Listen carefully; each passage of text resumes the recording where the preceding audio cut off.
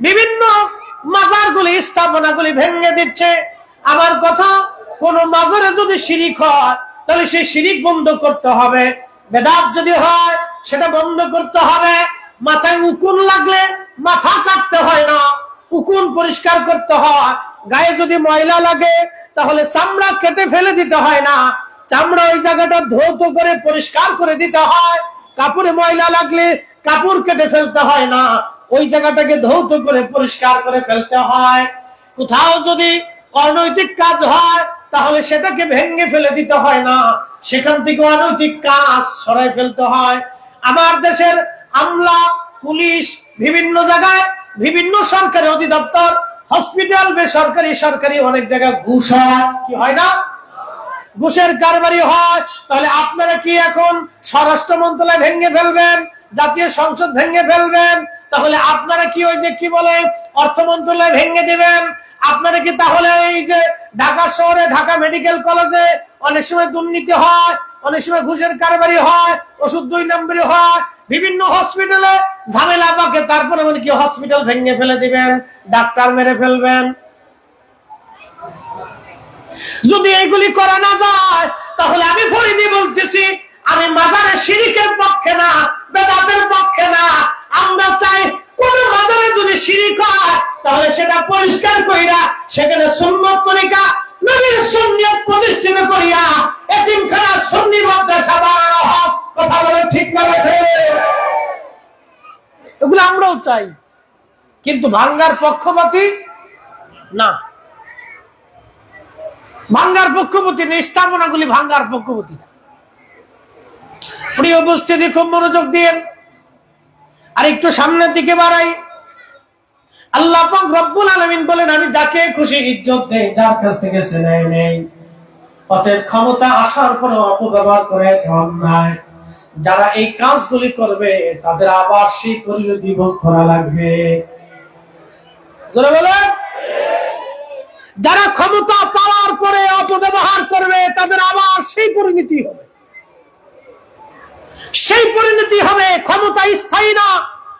Genghis Khan ক্ষমতা পেয়েছিল, 2 কোটি মানুষ মেরেছে। চেঙ্গিস খানের কবরের চিহ্ন পর্যন্ত আজ পৃথিবীতে নাই। তার সাম্রাজ্য নাই, রাজত্ব নাই, তার আইন নাই, বংশধর নাই, বিলুপ্ত হয়েছে, ধ্বংস হয়েছে। হালাকু খান ইরাকের বাগদাদে 16 লক্ষ মুসলমানকে হত্যা করে মুসলিমকে বাগদাদ থেকে চিরতরে বিদায় দিতে চেয়েছিল। কিন্তু আজকে হালাকু নাই, হালাকুর রাজত্ব নাই, হালাকুর সাম্রাজ্য নাই। ঠিকই বাগদাদের আকাশে আল্লাহর পতাকা এখনো আছে, হুজুর গাউসে পাকের মাজার এখনো আছে, এখনো বাগদাদে আযানের ধ্বনি আছে। ইসলাম ছিল, ইসলাম আছে, ইসলাম থাকবে। দ্বীন ছিল, দ্বীন আছে, দ্বীন থাকবে। সুন্নাত ছিল, সুন্নাত আছে, সুন্নি জামাত থাকবে। আল্লাহর ওলিরা ছিল, আল্লাহর ওলিরা আছে, আল্লাহর ওলিরা থাকবে। এবারও যাদের অবমাননা করবে তারা একসময় পৃথিবী থেকে নিশ্চিহ্ন হবে। কথা বলে ঠিক না? এগুলি ইতিহাস কথা বলে। অতএব কিছু পাওয়ার পরে মনে করছে আমি বিরাট ক্ষমতার অধিকারী হয়েছি, এগুলি অন্যায়। এরা বুঝতেছেন। এই জন্য আল্লাহর কোরআন বলতেছে, তুইজ্জু মান তাশাউ ওয়া তুযিল্লু মান তাশাউ, তানজিউল মুলকা মিম্মান তাশাউ। আল্লাহ রাব্বুল আলামিন বলতেছেন, আমি যাকে খুশি রাজত্ব দেই, যার কাছ থেকে খুশি ছিনাই নিয়ে যাই। ওটা আমার হাতে, ওটা পৃথিবীর কারো হাতে দেয় নাই আল্লাহ। আমি যাকে যখন খুশি, যত সময় খুশি রাজত্ব দেই, ইচ্ছা করলে ছিনাই নেই, আরেকজনকে বসাই, ওর থেকে আবার ছিনাই নেই, আরেকজনকে বসাই। পৃথিবীতে কোনো রাজা স্থায়ী হয় নাই, কোন রাজত্ব স্থায়ী হয় নাই, কোন ব্যক্তি স্থায়ী হয় নাই, কোন প্রধানমন্ত্রী স্থায়ী হয় নাই, কোন প্রেসিডেন্ট স্থায়ী হয় নাই, কোন দল চিরদিন থেকে থাকে নাই, কোন সাম্রাজ্য চিরদিন স্থায়ী হয় নাই। এগুলি সব চলে গেছে, চলে গেছে। কিন্তু একটা কথা মনে রাখবেন, আমার রাসূলের সেই প্রেম, আমার নবীর সুন্নাত এখনো আছে, সেই পতাকা এখনো আছে। খাজা মাইনুদ্দিন চিশতির তরিকা এখনো আছে, বাহাউদ্দিন নাসরুল বুখারীর তরিকা আছে, কাদরি আছে, চিশতি আছে, নাকশবন্দি আছে, মুজাদ্দিদি আছে, হানাফি আছে, শাফি আছে, হাম্বলি আছে, ওলিদের তরিকা আছে। এরা মুকুটহীন সম্রাট, এরা মুকুটহীন সম্রাট। কথা বলে ঠিক না বেঠিক? মুকুট লাগে না, এতে রাজত্ব লাগে না, এটা আল্লাহ প্রদত্ত আধ্যাত্মিক রাজত্ব চলতে থাকে। কেউ যদি মনে করে যে ধাক্কা দিয়ে বঙ্গোপসাগরে ফেলে দেবে, এটা ভুল। কেউ যদি মনে করে যে আহলে সুন্নাত ওয়াল জামাত ধাক্কা দিয়ে বঙ্গোপসাগরের পদ্মা নদীর মধ্যে ফেলে দেবো, ছাতা স্বপ্নই দেখতে থাকবে, ঘুম থেকে উঠে দেখবে যে বিছনায় পেশাব করে দিচ্ছে। কি কথা বল না কেন? ঘুম থেকে উঠে দেখবে বিছনায় পেশাব করে দিচ্ছে, নাই কিছু, ও খালি স্বপ্নই দেখতে থাকবে। প্রিয় উপস্থিতি, চতুর্থ নাম্বার, আল্লাহর কোরআন শরীফ। আমার আল্লাহ রাসূল বলতেছেন, জিবরাইলকে আল্লাহ রাব্বুল আলামিন শিখায় দিলেন, জিবরাইল চতুর্থ নাম্বার তুমি বান্দার আমলনামার মধ্যে লিখে দাও, তকদিরের মধ্যে লিখে দাও, বান্দা জান্নাতি নাকি জাহান্নামী তুমি লিখে দাও। জান্নাতি নাকি জাহান্নামী লিখে দাও। আমার দিকে তাকাও, বান্দা কি জান্নাতি নাকি জাহান্নামী লিখে দাও। আল্লাহ রাসূল আরো বললেন, এমন ব্যক্তি আছে সুন্দর আমল করলো কিন্তু শেষ জীবনে নাফরমান হয়ে গেছে। কয়দিন আগে দেখলাম এক মুফতি মাদ্রাসা থেকে মুফতি পাস করার পরে নাস্তিক হয়ে গেছে, আবার নাস্তিক তওবা করে আইসা ভালো হয়ে গেছে। একসাথে বলবেন আল্লাহু আকবার। কেউ বিরাট বড় আশিক রাসূল ছিল, শেষ সময় বেঈমান হয়ে কবরে চলে গেছে। আবার অনেক বাতিলরা দেখা যায় আশিক রাসূল হয়ে কবরে চলে গেছে। তাকদীরের মধ্যে লিখে দাও সে কি পাবে। এই জন্য আমাদের উচিত আল্লাহর দরবারে কান্নাকাটি করা, আল্লাহ রব্বানা লা তুজিগ কুলুবানা বা'দা ইয হাদাইতানা ওয়া হাব লানা মিন লাদুনকা রাহমাতান ইন্নাকা আনতাল ওয়াহ্হাব। রব্বানা হে রব, হেদায়েতের রাস্তা দেখাইয়া আমাদেরকে গোমরাহ বানায় দিও না। আল্লাহ সুন্নি বানাইছো, আমাদেরকে নাফরমান বানায়ো না। নবীর গোলাম বানাইছো, শয়তানের গোলাম আল্লাহ বানায়ো না। নবীর প্রেমের রাস্তা দেখাইয়া শয়তানের পথে আমাদেরকে নিও না। আমাদের হৃদয়কে হেদায়েতের রাস্তা দিয়া সোজা রাস্তা দেখাই, আবার বাঁকা রাস্তা নিও না। এই জন্য এই দোয়াটা বেশি বেশি করবেন। সুফিরা এই দোয়া করতো, রব্বানা লা তুজিগ কুলুবানা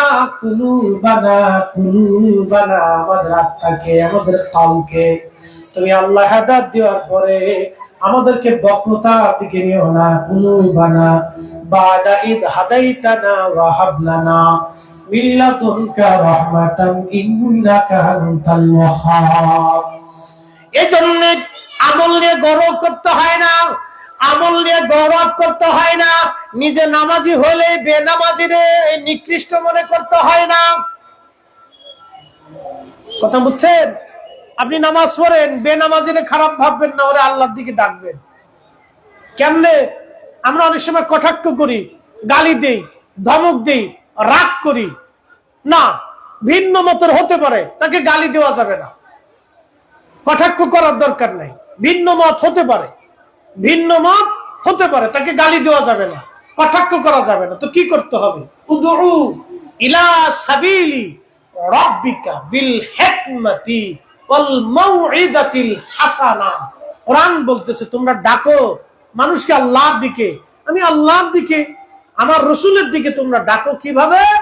প্রথমত হিকমত দিয়ে, কোরআন দিয়ে, সুন্নাহ দিয়ে, কোরআন দিয়ে, সুন্নাহ দিয়ে, কোরআনের আলোকে, নবীর সুন্নতের আদর্শের আলোকে তোমরা মানুষকে ডাকতে থাকো। এবং মাউইজাতিল হাসানা, তোমরা যখন ওয়াজ করবা, তোমরা যখন মানুষকে নসিহত করবা, তখন সেই নসিহতটা যেন সুন্দর সুন্দর শব্দ দিয়ে, চমৎকার ভাষা দিয়ে, উত্তম কথা দিয়ে তোমরা মানুষকে আল্লাহর দিকে ডাকতে থাকো, ডাকতে থাকো।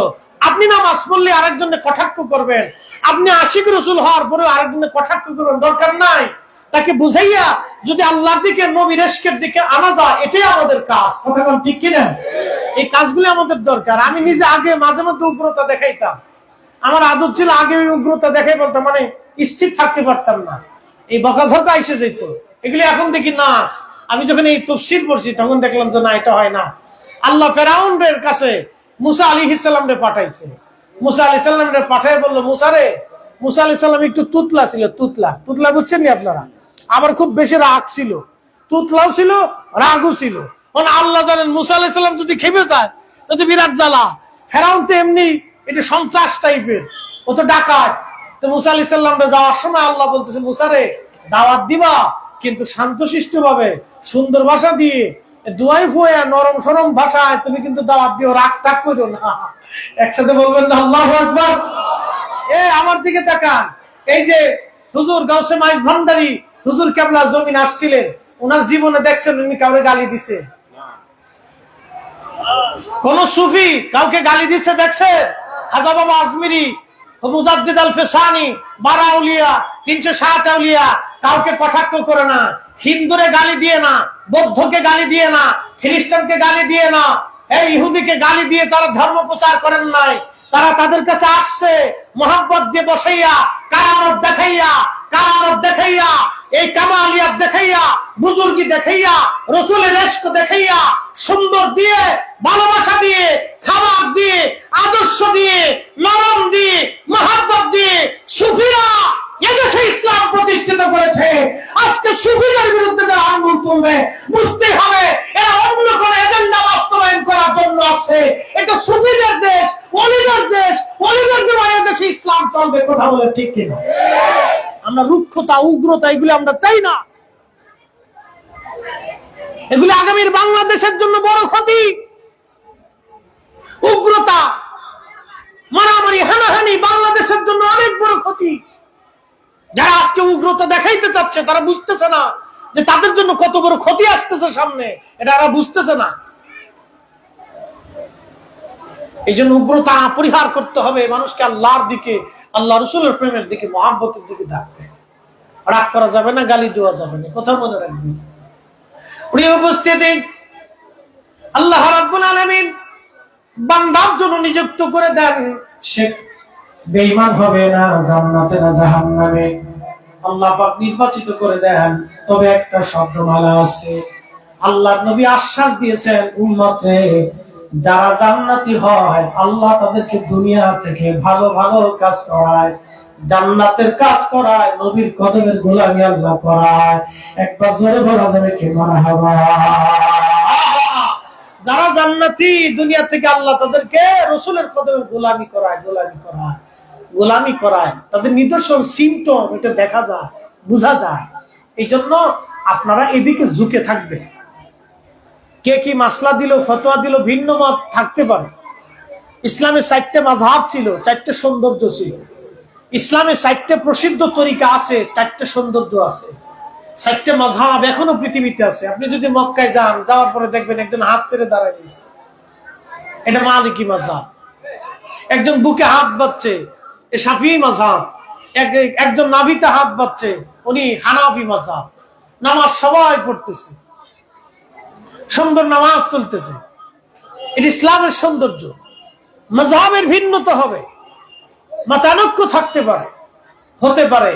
এই মতানৈক্য যদি না থাকতো তাহলে আজকে আপনারা এই মহব্বতের মজলিসে বসতে পারতেন না। কেউ আমাদেরকে বেদাতি বলতেছে, আর আমরা যারা তারা যত আমাদেরকে বেদাতি কয়, আমরা তত বেশি নবীর ইশকের প্রচারণায় ব্যস্ত আছি। কথা বল ঠিক কিনা? তাহলে এটা কি আমাদের লাভ না? কথা বল না কেন, লাভ না? তারা যত বেদাতি বলবে তত আমার মন রাসূলুল্লাহর দিকে ঝুঁকে যাইতেছে, নবীর গোলামির দিকে ঝুঁকে যাইতেছে। ইশক রাসূলের ধাক্কা আমার বেশি মন চাইতেছে আমি 10 মে জুলুস করব। কালকে তো সারা বাংলাদেশে রন্দে রন্দে, চট্টগ্রামের জমিনের রন্দে রন্দে কালকে আশিক রাসূলের ঘরে বসে থাকবো না। কথা বল ঠিক না? সারা পৃথিবীতে, সারা পৃথিবীতে, সারা পৃথিবীতে কালকে আশিক রাসূল। প্রত্যেক মসজিদে মসজিদে মহল্লাতে কালকে মিলাদুন নবীর মাহফিল হবে।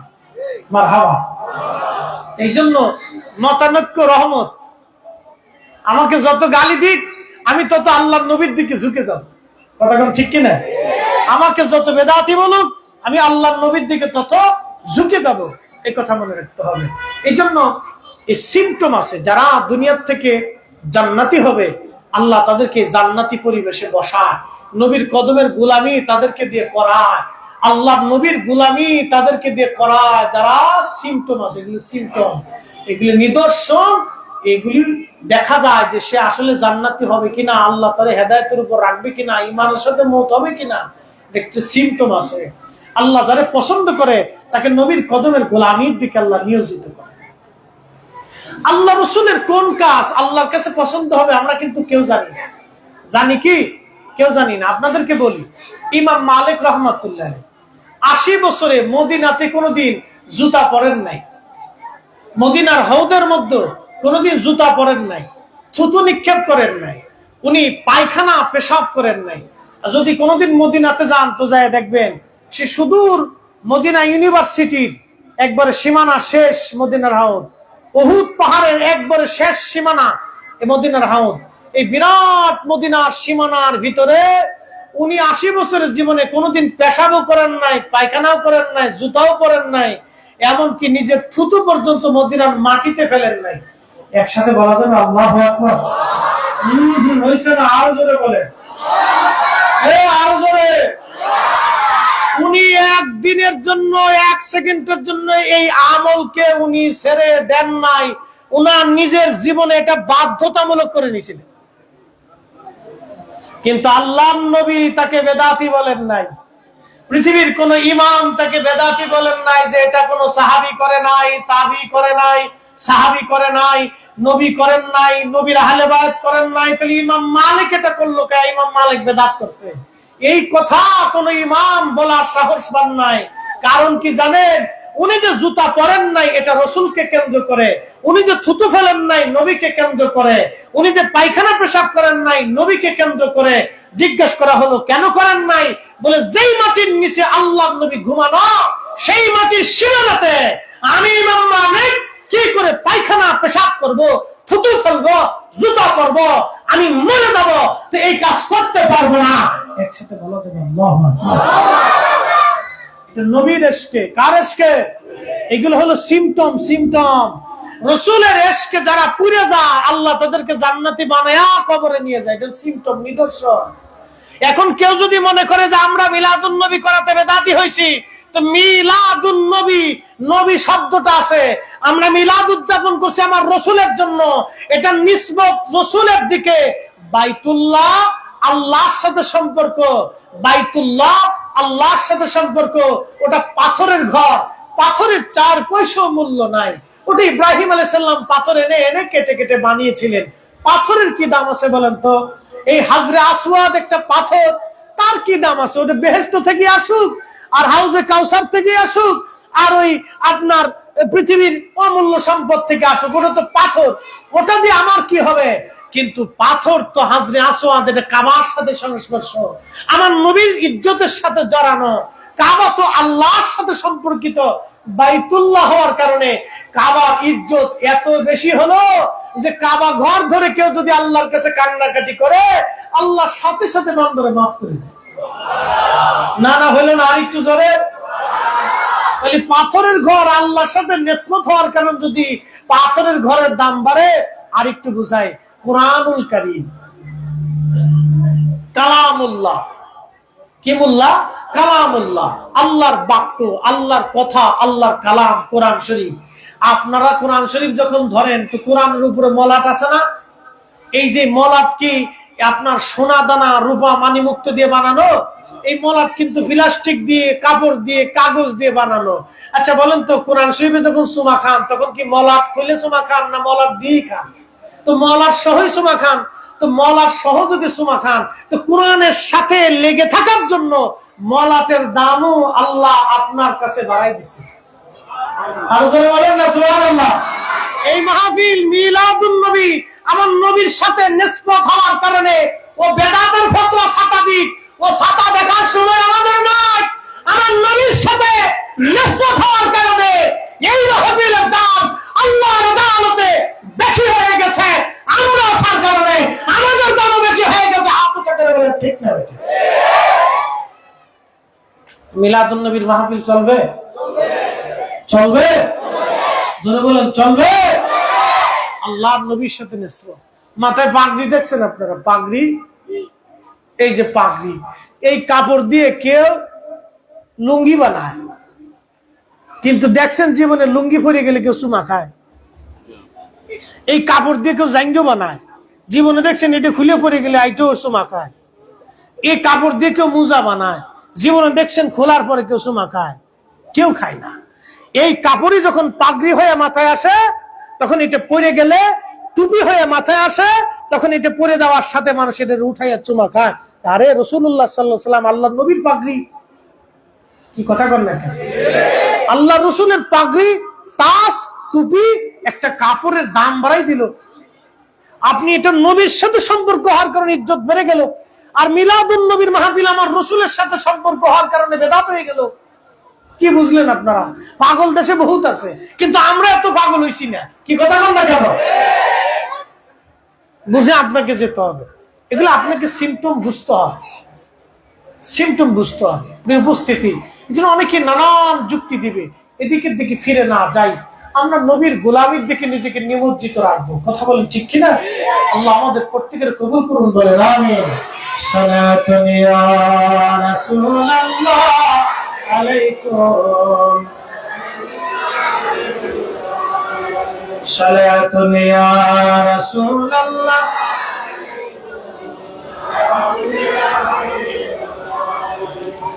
মগজ কোরআন রুহে ঈমান জানে দিন, মগজ কোরআন রুহে ঈমান জানে দিন, হাসতে হুব্বে রাহমাতুল লিল আলামিন। সালাতুন ইয়া সালামুন ইয়া হাবিবাল্লাহ। বন্ধুগণ, একটা ঘটনা না বললেই নয়। আপনারা মাঝে মধ্যে যে গজল পড়েন, বালাগাল উলা বিকামালিহি কাশাফাত তুজা বিজামালিহি, এই যে মুসল্লিরা কথা বলা যাবে না, আরে বাবা কথা বলে, আব্বু একটু হয়ে গেছে, বাবা একটু হয়ে গেছে, হ্যাঁ। ওরে বাপরে, মা আবু এই পর্যন্ত বসে রয়েছে, শুকরিয়া আদায় করেন, আলহামদুলিল্লাহ। এতক্ষণ আপনার গাড়ির উপর যে লাফায় নাই, কপাল বলা। কারণ তো বাবার গাড়ি উঠে, চাচার গাড়ি উঠে, নানার গাড়ি উঠে, দাদার গাড়ি উঠে, ও প্রেসিডেন্টও চিনে না, প্রধানমন্ত্রীও বলে না, এসিও চিনে না, ডিসিও চিনে না, এসপিও চিনে না, প্রিন্সিপাল হুজুরও চিনে না। ও নাতিয়ে গাড়ির উপর চাপ দিয়ে বসে, নানা কেমন আছে? নানার কাছে প্রিন্সিপাল হুজুরের কোনো ভ্যালু নাই, নাতির কাছে কোনো ভ্যালু নাই। এরা যে পর্যন্ত বসে রয়েছে, শুকরিয়া আদায় করতে হবে। আল্লাহু আকবার।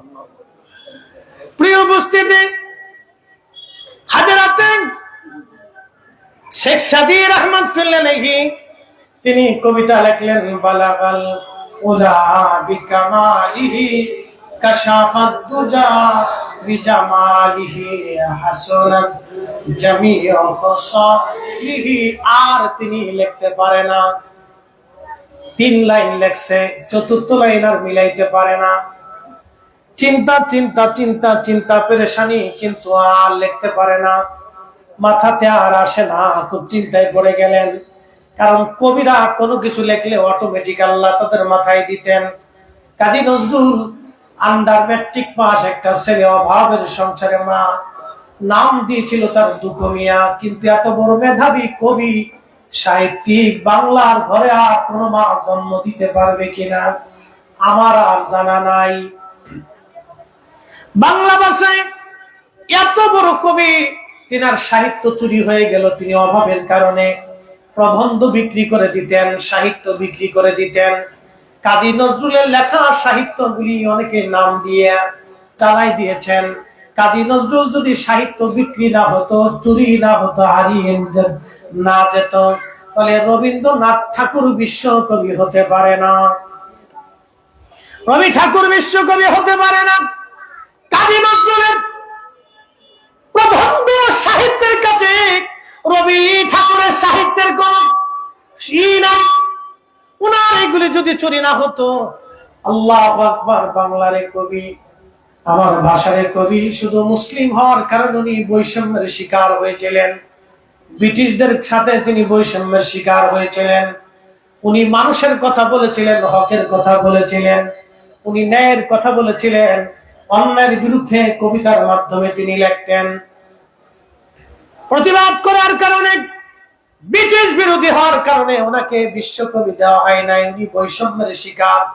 কিন্তু বাংলা যতদিন থাকবে, মুসলমান যতদিন থাকবে, আমরা কাজী নজরুলকে ততদিন স্মরণ করে যাব। কথা বলে ঠিক কিনা? কাজী নজরুল আমার নবীর শানে শত শত নাতে রসুল তিনি লিখেছেন পরিষ্কার ভাষায়। কি সুন্দর সুন্দর করে তিনি লিখলেন, তৌহিদেরই মুর্শিদ আমার মুহাম্মাদের নাম, মুর্শিদ মুহাম্মাদের নাম, ওই নাম জপলে বুঝতেই পারি খুদারি কালাম, মুর্শিদ মুহাম্মাদের নাম। এই যে কবিতার ছন্দ, আরো একটা জায়গায় তিনি লিখছেন, আমি যদি আরব হতাম মদিনারি পথ, আল্লাহু আকবার, আমি যদি আরব হতাম মদিনারি পথ, সেই পথ দিয়ে হেঁটে যাইতেন নূর নবী হযরত, নূর নবী হযরত, সালাত ইয়া রাসূলুল্লাহ। জবান খুলে, সালামুন ইয়া হাবিবাল্লাহ, সালাতুন ইয়া রাসূলুল্লাহ, আলাইকুম সালামুন ইয়া হাবিবাল্লাহ। হযরত সাদিক তৃতীয় লাইন মিলাইতে পারলেন না, ঘুমিয়ে পড়েছেন। স্বপ্নের ঘরে দেখে রাহমাতুল লিল আলামিন তশরীফ গ্রহণ করেছে। আল্লাহর নবীর জীবনের কোন বিষয়টা উম্মতের কবুল হবে জানা নাই। মিলাদুন নবীর বিরোধিতা যারা করে ওরা জানে না কোন আশিকের চোখের পানি কখন কবুল হবে জানা নাই। কোন ব্যক্তির হৃদয়ের আকুতি ভালোবাসা নবীর আজকে চোখের পানি কখন কবুল হবে নবীর দরবারে কারোই জানা নাই। বরং বিরোধিতা করে সে ধ্বংস হবে, এটাই স্বাভাবিক। তাই আসতে বললেন কেন? জোরে বলে। বিরোধিতা করে সে ক্ষতিগ্রস্ত হবে, বিরোধিতা করে ক্ষতি হবে তার। আখিরাতের রাস্তা কঠিন হয়ে যাবে, কবরের রাস্তা কঠিন হয়ে যাবে। আর আল্লাহর নবী যদি একবারের জন্য নাখোশ হয়ে যায়, কবরের জিন্দেগি বড় কঠিন হবে। হাসরের মাঠ তার জন্য বিরাট বিষাক্ত হবে, কঠিন হবে হাসরের মাঠ তার জন্য। বিরোধিতা করিও না ভাই। যদি পক্ষে থাকতে মন না চায় তাহলে চুপ থাকো। যদি রসুলের মহব্বত অন্তরে থাকে তো নবীর প্রেমের মজলিসে তুমি এসো, সাহায্য করো। শেখ সাদী রাহমাহুল্লাহর কবিতা তিনি লেখেন, ইরান দেশের সিরাজ নগরে বসে, ইরানের সিরাজ নগরে বসে শেখ সাদী রাহমাতুল্লাহ কবিতা লেখেন।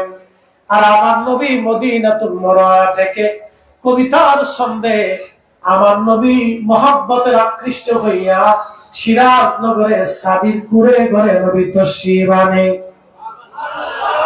আল্লাহর নবী জিজ্ঞেস করলেন, সাদিক কি লেখো তুমি? শেখ সাদী রাহমাতুল্লাহ ডাক দিলেন, ইয়া রাসূলুল্লাহ, নালায়েক, অপরাধী, গুনাহগার, মিসকিন কি লিখবে গো নবী?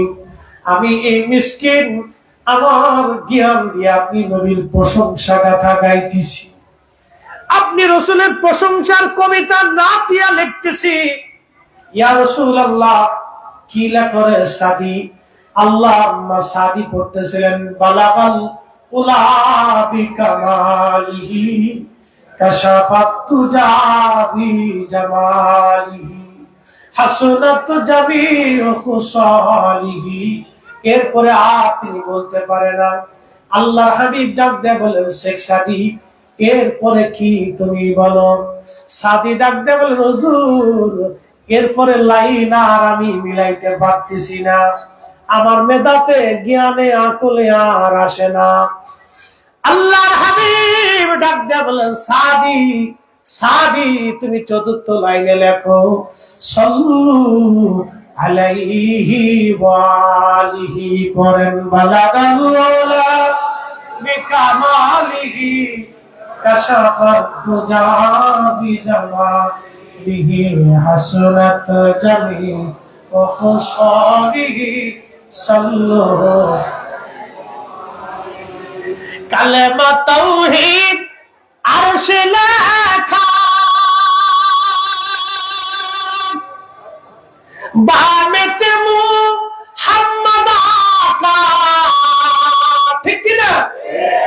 কালেমা তাওহীদ আরশে লেখা, বামেতে মুহাম্মদ আকা, বন্ধুর পাশে বন্ধু বসা, হাবিবের পাশে হাবিব বসা, কালেমাতে আসে প্রমাণ, বালাগাল উলা বিকামালিহি কাশাফাত দুজা বিজামালিহি হাসনাত জামিউ খুসালিহি সাল্লু আলাইহি ওয়া।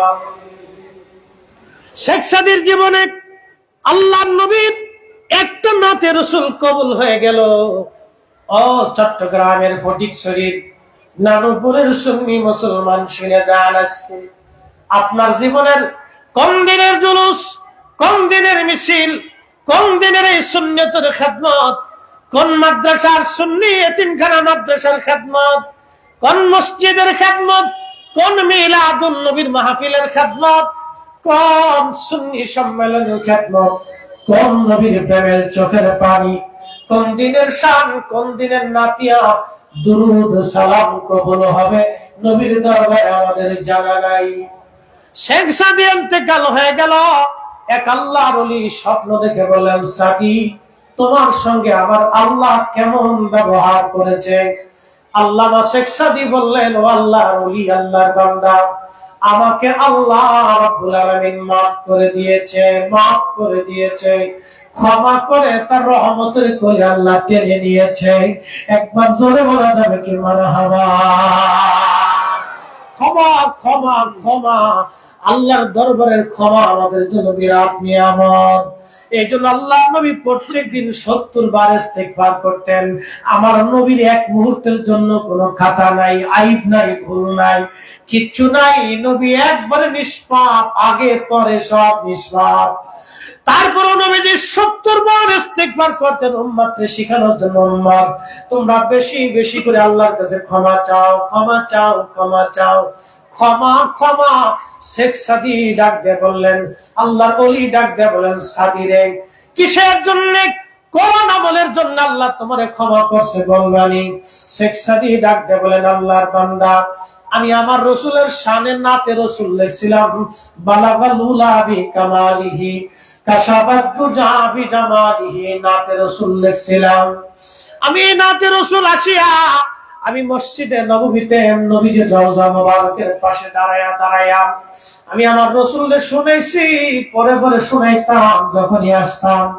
আল্লাহ আমারে ডাক দিয়ে বলল, সাদী তোমার জীবনের কোন আমল আমি আল্লাহর কাছে পছন্দ হয় নাই, তোমার নামাজ আমি আল্লাহর মনোপুত হয় নাই, তোমার রোজা আমি আল্লাহর মনোপুত হয় নাই, তোমার যাকাত আমি আল্লাহর মনোপুত হয় নাই, তোমার হজ আমি আল্লাহর মনোনীত হয় নাই, তোমার জিকির আমি আল্লাহর কাছে ভালো লাগে নাই রে সাদী।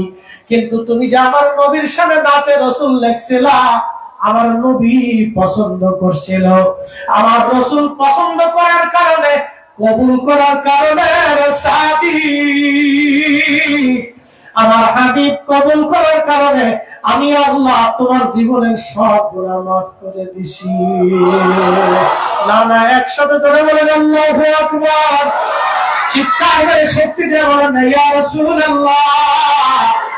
নবী খুশি আল্লাহ খুশি। কাজী নজরুল লিখলেন, আল্লাহকে যে পাইতে চায়, আল্লাহকে যে পাইতে চায়, হযরতকে ভালোবেসে আরশ কুরসি লৌহ কলম না চাহিতেই পেয়েছে সে। কথা বলেন ঠিক কিনা? এক কলিজার টুকরো যুবক দাঁড়িয়ে রাখবা, আল্লাহর নবীর সুন্নাত, সুন্নতের রঙে তুমি রঙিন হয়ে যাও। টুপি মাথায় দিবা, পারলে পাগড়ি মাথায় ধরা, সুন্নতি পোশাক তুমি ধরো।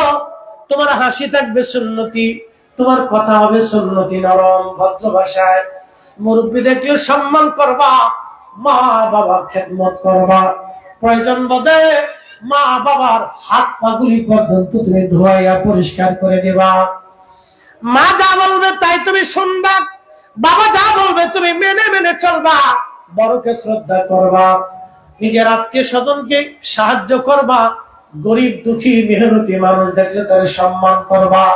মনে রাখবেন একটা কথা, আমার দেশে যারা কোটি কোটি টাকা দুর্নীতি করে চুরি করে, ওর চাইতে আমার দেশের দিন মজুর রিক্সাওয়ালা যারা খেটে খাইয়া সারাদিনে 500 টাকা হালাল রুজি করে, এই ব্যক্তি আল্লাহর দরবারে তার চাইতে কোটি কোটি গুণ দামি। কথা বল ঠিক কিনা?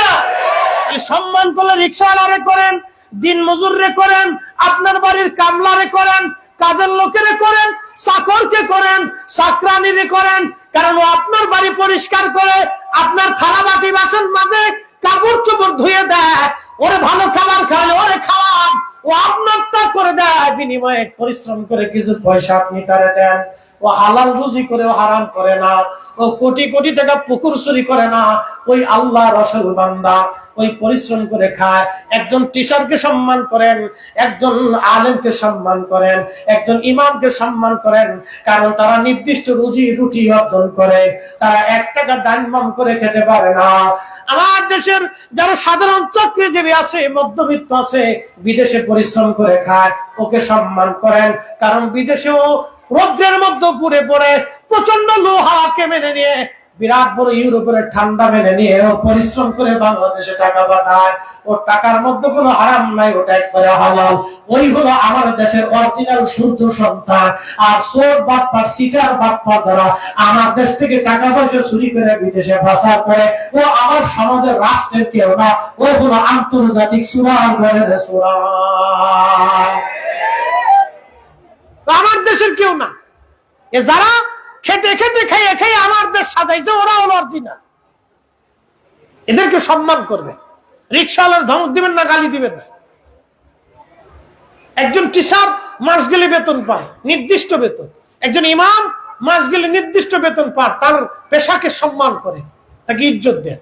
সে যে কাজ করুস, দোকানদার মুদি দোকানি করে, ও বাদাম বেচে, ও কি বলেছে বেচে, আপনার ওই চটপটির দোকান দিছে, ছোটখাটো ব্যবসা করে, ও কিন্তু চুরি করে না, আপনার টাকা মেরে খায় না, ও আপনাকে দিয়ে সামান্য ব্যবসা করে, ওকে সম্মান করে।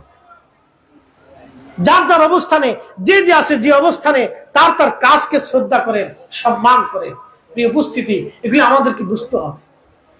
আমাদের সমাজ চেঞ্জ হবে, রাষ্ট্র চেঞ্জ হবে, আমরা পরিবর্তন হব। একটা নারীর সম্মান করেন, একটা বোনের সম্মান করেন। এ রাস্তা দিয়ে যাওয়ার সময় একটা সুন্দরী মেয়ে হেঁটে যাচ্ছে, আপনি শীষ বাজাচ্ছেন, লজ্জা করে না? হ্যাঁ, আপনার লজ্জা করে না? আপনার ঘরে যদি এরকম বোন থাকতো, আর এক পুরুষ যদি শীষ বাজাইতো, আপনার কলিজার ভিতরে দাউ দাউ করে আগুন জ্বলে উঠতো। আপনার বোনের জন্য যেমন আপনার দয়া লাগে, ঠিক আরেকজনের মেয়ের জন্য তার এরকম দয়া লাগে, মায়া লাগে। এগুলি করবেন না, এগুলি সামাজিক অন্যায়, ব্যাধি আমাদের জন্য। যারা যে সমস্ত ছেলেপেলেরা মেয়েদেরকে রাস্তায় যাওয়ার সময় উত্তক্ত করে, সমাজের 3 রাস্তার মোড়ে আইনা, বাজারের মধ্যে আইনা, ওরে আধা লেনতে করে সিটকিনের কষাতে কায়দা মতো বাটাম চালান দিয়ে দেয়। কথা বল না কেন? নেতৃস্থানীয় চেয়ারম্যান মেম্বার যারা আছে, ওরে বাটাম চালানতে সোজা করে দেয়। ও সমাজের পোকা, কীট পোকা, কীট পোকা, শয়তান, বদমাশ, লুচ্চে কোথাকার, শরম করা উচিত। ছোট লোক কোথাকার।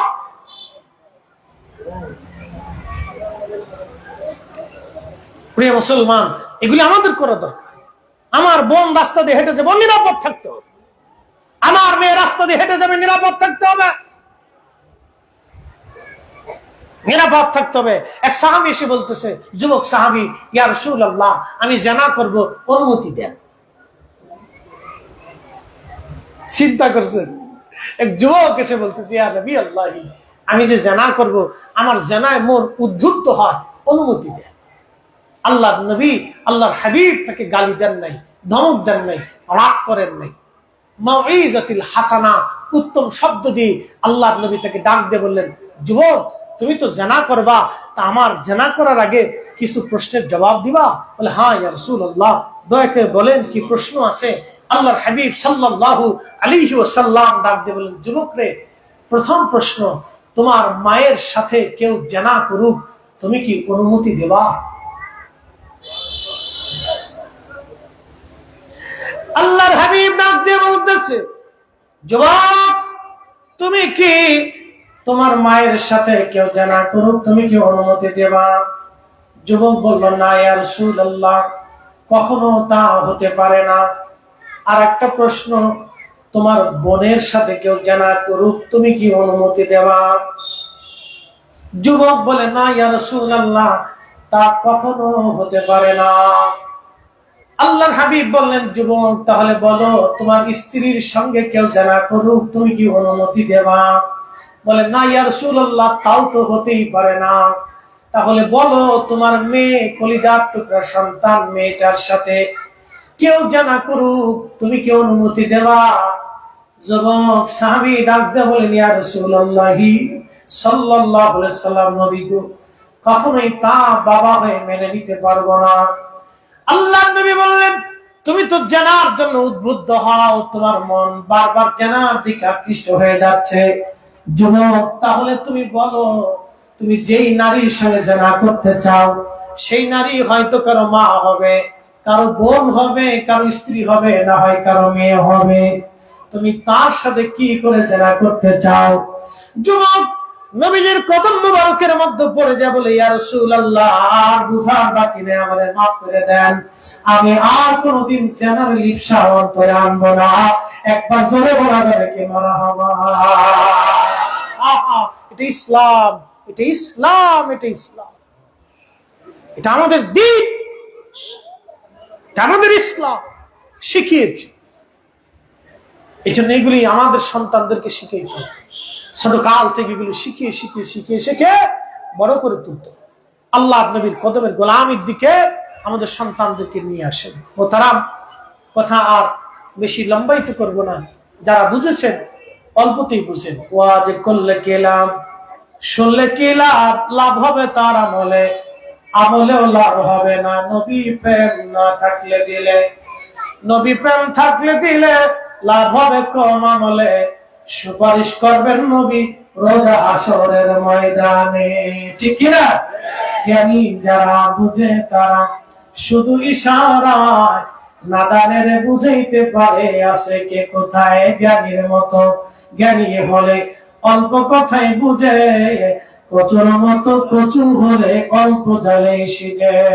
সালাতুনে রাসূলুল্লাহ আলাইকুম সালামুন ইয়া হাবিবাল্লাহ, সালাতুনে রাসূলুল্লাহ আলাইকুম সালামুন ইয়া হাবিবাল্লাহ। আল্লাহ পাক আমাদেরকে এই আদর্শ সমাজ ব্যবস্থাপনা দক্ষিণ নানুপুরে এই আদর্শ সমাজ যেন প্রত্যেকটা দেশে গঠিত হয়। আমাদের দেশের প্রত্যেকটা গ্রামে গ্রামে সমাজে সমাজ যেন আদর্শ সমাজ প্রতিষ্ঠিত হয়। আমাদের ছেলেরা চরিত্রবান হোক, মেয়েরা আদর্শবান হোক, আমাদের ছেলেরা শান্তিপ্রিয় হোক, মুরব্বীদেরকে সম্মান করুক, বাবা মার খেদমত করুক, নীতির উপরে তারা আদর্শের উপরে হকের উপরে প্রতিষ্ঠিত থাকুক। ইশকে রাসূল দিয়ে তাদের কলিজাকে আল্লাহ যেন পুরাইয়া দেয়। সকলে বলেন আমিন। কথা রীতি টেনে বিদায় নিচ্ছি আমি ইনশাআল্লাহ। না হুজুর, আপনাদের করে দেন। হুজুর উলামায়ে কেরাম আছেন, মোহতারাম প্রধান অতিথি সভাপতি মহোদয়, আরো অনেক দামি দামি আলেম যারা আমার উস্তাদ তুল্য, একসাথে বলবেন না মারহাবা। যারা আমার উস্তাদ তুল্য হুজুর আছেন, ওনারা আপনাদেরকে নিয়ে দোয়া করবেন, আর আমার জন্য আপনারা দোয়া করবেন যে আল্লাহ যেন নিরাপত্তার সাথে রাখে। দেশের পরিস্থিতি, রাজনৈতিক অস্থিরতা, ঠিক আছে না, অনেক মানুষ আছে যারা উচ্ছৃঙ্খল বিশৃঙ্খল, ওরা অনেক কিছু অনেক সময় বুঝে না। দেখা যায় যে ভিন্ন মত হওয়ার কারণে অনেক সময় ওরা চিন্তা করে যে হুজুরে ফাইলে একটু বাটাম চালাম দিয়ে দিই, বুঝতে পারছেন? এরকম মনস্তাত্ত্বিকতা অনেকের থাকে। তো আল্লাহ যেন ওই সমস্ত দুষ্ট ছেলেদের থেকে আমাদেরকে নিরাপদ রাখে। বলেন আমিন, জোরে বলেন না আমিন। আল্লাহ আমাদেরকে সুখে শান্তিতে বাস করা, দেশের অর্থনীতি সুন্দর হোক, যারা দেশ চালাইতেছে আল্লাহ তাদেরকে শান্তিভাবে চালানোর তৌফিক দিক। আমরা সুন্নিরা হলাম শান্তিপ্রিয়। যে সরকারি আসুক আমরা চাই যে তারা শান্তিভাবে দেশের মানুষের সুষম বন্টন দিয়ে সবাইকে সমান অধিকার দিয়ে দেশ চালাক। কি কথাটা ঠিক কিনা? আমরা চাই এটা। যে আসুক সে যেন সুস্থ মতো সুন্দর মতো দেশ চালায়, আমরা তাদের জন্য দোয়া করি। আসসালামু আলাইকুম ওয়া রাহমাতুল্লাহি তাআলা বারাকাতুহু। এটাকে খুলে, এটা খুলো খুলো খুলো খুলো। আউযু বিল্লাহি মিনাশ শাইতানির রাজীম। বিসমিল্লাহির রাহমানির রাহিম। আল্লাহু ওয়া মালাইকাতুহু ইউসাল্লুনা আলান নবী। ইয়া আইয়ুহাল্লাযীনা আমানু সাল্লু আলাইহি ওয়া সাল্লিমু তাসলিমা। সাল্লাল্লাহু আলা জি ইনশাআল্লাহ পুরো সুযোগ হলে আমার মাদ্রাসা আসবেন ইনশাআল্লাহ। সালাত রাসূলুল্লাহ আপনার দোস্ত গিয়েছিলেন। মারহাবা ইয়া মারহাবা ইয়া মারহাবা। ولادت ہے حبیب کبریا کے تم سراب مصطفیٰ کے یا نبی یا رسول یا حبیب سلام علیکہ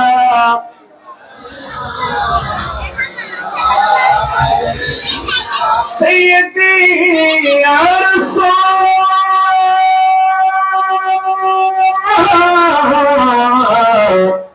آقا یا حبیب اللہ چاہتا دل جانے مدینہ دل میں ہے یہی ترانہ جاؤ کسی طرح مدینہ جاؤ کسی طرح مدینہ تو بتاؤ شاہ مدینہ یا نبی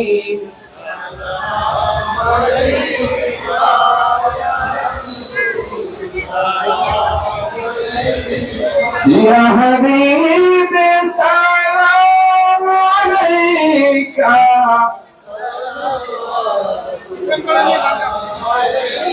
سیدی یا رسول اللہ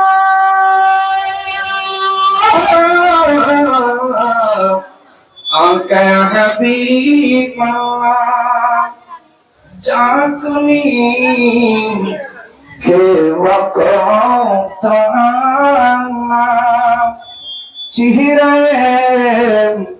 انور دکھانا کلمہ طیبہ پڑھانا کلمہ طیبہ پڑھانا اپنی دامن میں چھپانا یا نبی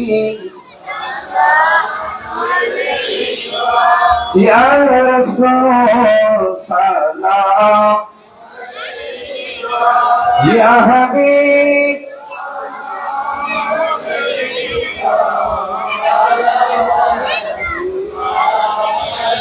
امتی امتی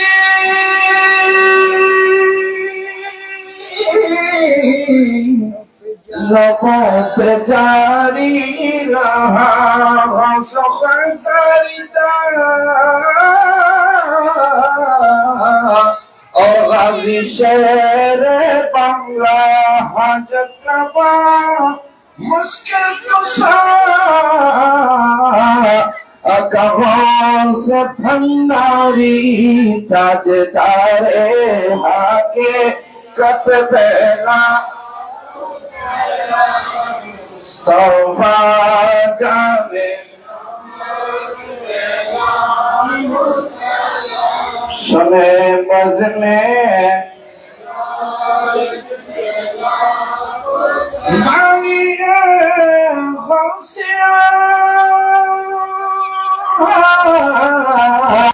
حضرت طفیل اور معین الدین احمد شاہ قائدان اہل سنت پہلا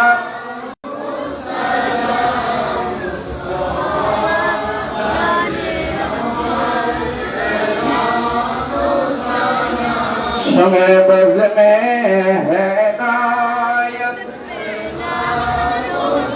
عاشق مصطفیٰ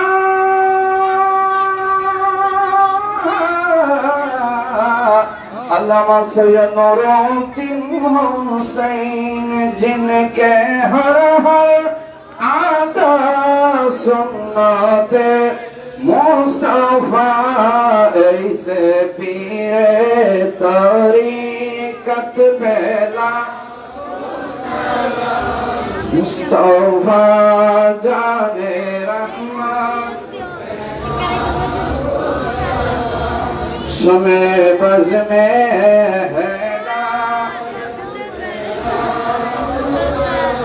যার নাম রেখেছ নিজে মোহাম্মদ রসূল সে নামের উসিলায় তুবা করা হে কবুল আল্লাহ করা হে কবুল যার নাম রেখেছ নিজে মোহাম্মদ রসূল সে নামের উসিলায় তুবা করা হে কবুল আল্লাহ করা হে কবুল শেষ মরণটা মদিনাতে লিখে দিও কফালেতে শেষ মরণটা মদিনাতে লিখে দিও কফালেতে শেষ মরণটা মদিনাতে লিখে দিও কফালেতে মরণ কালে দেখাই দিও মরণ কালে দেখাই দিও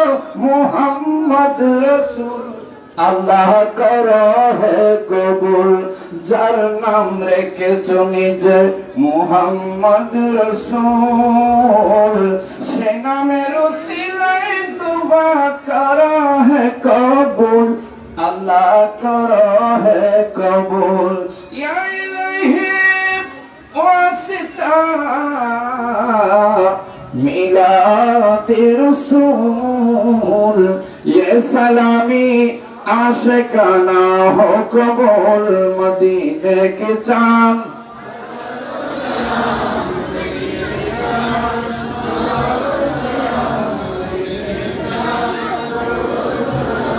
बलग लौला बिकमालिह कशफत दुजा बिजमालिह